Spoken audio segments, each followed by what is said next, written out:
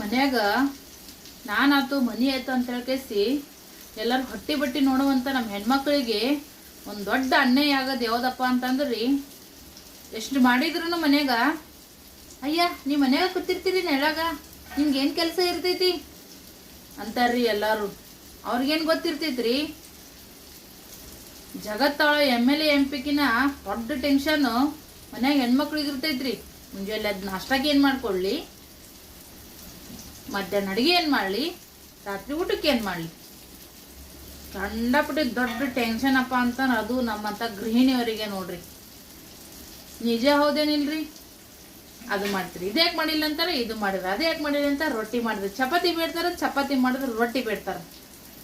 ಸಾಕ್ ಸಾಕ್ ಸಾಕ್ ಮಾಡಿರ್ತಾರೆ ನೋಡ್ರಿಪ್ಪ. ಖರೇನೆ ಅಂದ್ರು ನಾವು ಹೆಣ್ಮಕ್ಳು ಗಟ್ಟಿ ಬಾಳ ಅದೀವ್ರಿ, ಯಾವ್ದಕ್ಕೂ ಕೂಡ ಜಗ್ಗಂಗಿಲ್ಲ ನಾವು. ಹೆಣ್ಮಕ್ಳೇ ಸ್ಟ್ರಾಂಗ್ ಗುರು.